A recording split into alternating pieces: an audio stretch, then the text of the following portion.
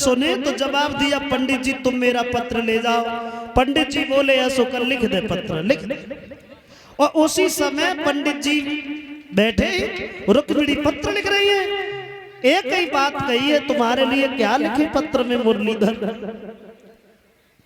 क्या लिखे पत्र में? हाँ इतना है, अगर तुम हमें लेने नहीं आए तो मैं आजीवन घर पे बैठी रहूंगी, किसी के साथ में शादी नहीं करूंगी। पत्र लिख करके पंडित जी को दे दिया। अब पंडित जी बेचारे शरीर पे बुढ़ापा हो रहा है, ज्यादा चल ही ना पाए,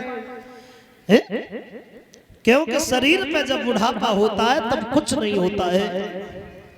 ये साथ ही साथ 100 रुपया हमें भेंट कर रहे हैं और 20-20 रुपया सभी साथियों को श्रीमान मंडल एक हमें हार भेंट कर रहे हैं।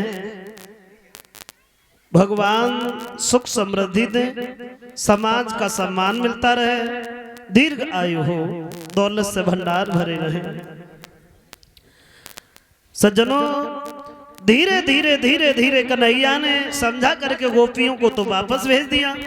और शरद ऋतु की पूर्णिमा वाले दिन योग माया को पास बुलाने के बाद कहा कि तुम जाओ और जाकर के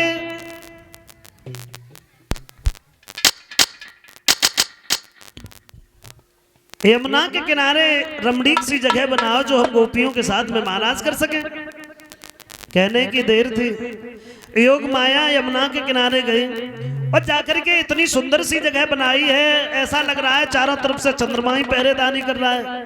इतना तो प्रकाश है, बड़े बड़े सुंदर वृक्ष, क्यारियों में फुलबारी, फुलबारी पे फूल, फूलों पे भमरा किलोले कर रहे हैं, कोयल गीत गा रही है, झरने झर रहे हैं। कैसी जगह बनाई। और भगवान ने जब वो जगह देखी है,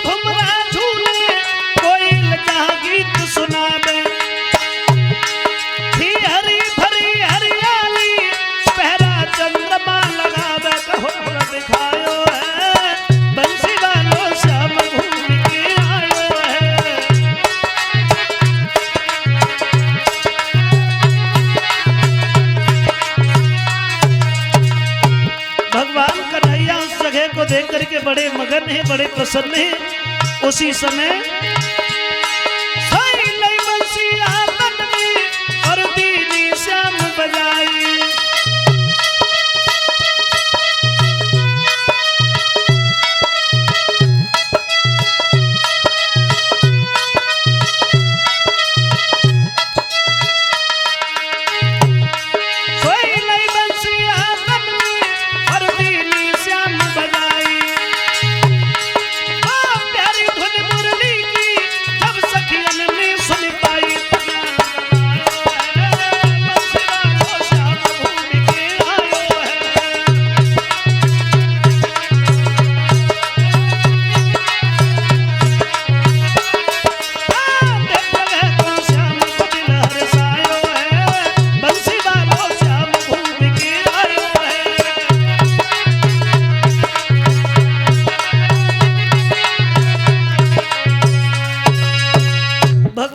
कन्हैया ने वो जगह देखी तो बड़े प्रसन्न हुए। और कन्हैया ने फिर रात के समय ही हाथ में बंसी उठाई और बंसी बजाई। कैसी बंसी बजाई, कैसी बंसी बजाई? एक कवि कहता है कि कन्हैया ने ऐसी बंसी बजाई, अरे ऐसी बजाई दई। मतलब कैसी? तो कवि कहते हैं ऐसी बजाई दई, अरे बंसुरिया ऐसी बजाई दई, बंसुरिया रे हो श्याम ऐसी बजाई दई।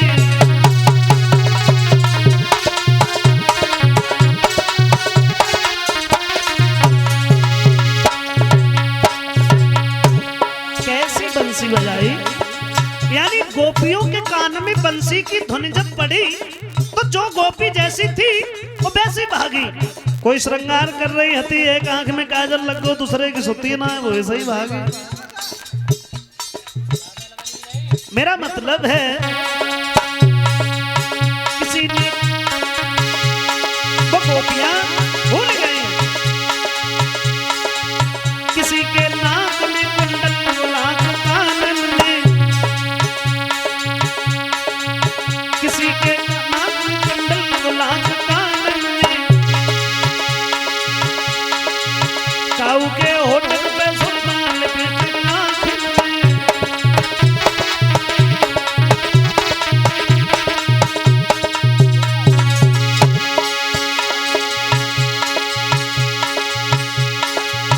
काऊ ने कमर से बांध लाई,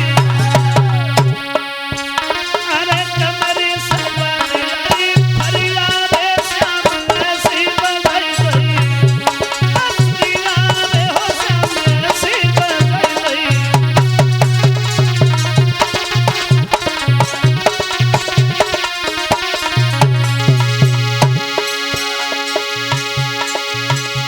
और बताया किसी ने पैरों की पायल वो पहनी हाथन में।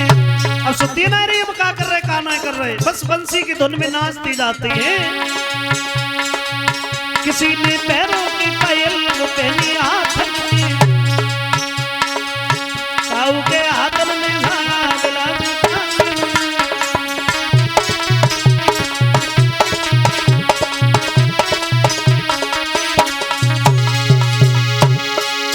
काऊ ने थोड़ी बदलाई,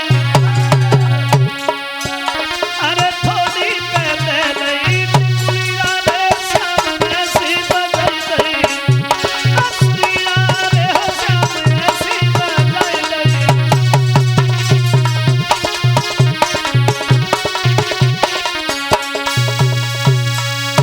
उलटे सीधे गहने पहने और साड़ी लपेट ली कहने को, बहुत तेरा रोका पतियों ने, राजी न भई बेरहने को। उलटे सीधे गहने पहन के गोपियां सब भागी हैं। और जब जाए कि जब यमुना पे पहुंची तो एक लड़की बोली है, बहनी जब तो देखो कन्हैया कहाँ है? और जैसे ही श्याम सुंदर को देखा यमुना के किनारे खड़े बंसी बजा रहे, कन्हैया के पास गोपियां पहुंची तो जवाब दिया है, श्याम मेरे साथ में महाराज करो। कन्हैया बोले अभी क्यों आए हो, अभी समय नहीं है, आने दीजिए समय को, हम तुम्हारे साथ महाराज जरूर करेंगे। लड़कियां जिद ठाने गई, मैं नहीं मानूंगी, बिल्कुल नहीं मानूंगी, मेरे साथ में महाराज करो। जिद ठान गई लड़कियां और बोली श्याम कि छल में नहीं आऊंगी और घर को नहीं जाऊंगी, तेरी बंसी की धुन में लीला रचाऊंगी। करना है महाराज मेरे वतन बिहारी,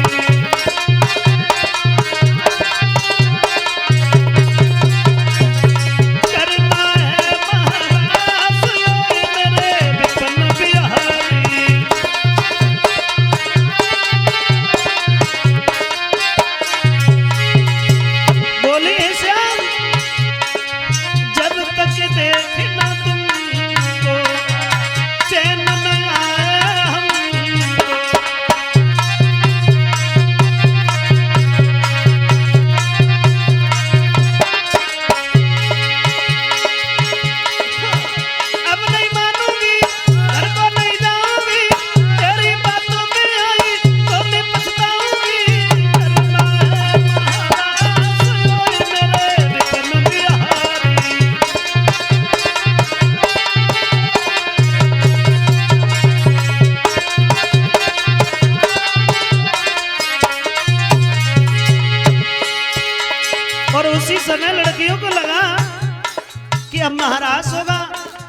कन्हैया भी समझ गए कि अब ये नहीं मानेंगी, तो जितनी गोपियां हैं उतने ही भगवान ने रूप धारण किए हैं।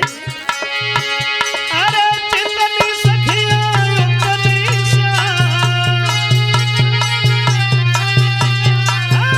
जितनी सखियां उतनी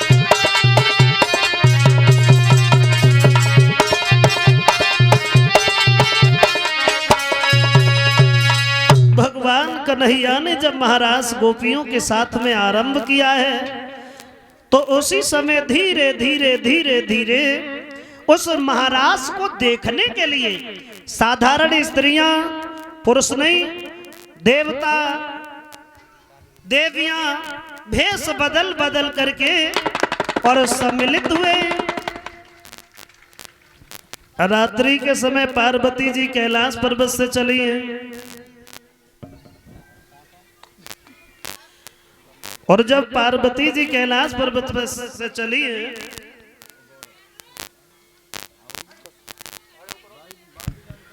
शंकर जी ने देख ली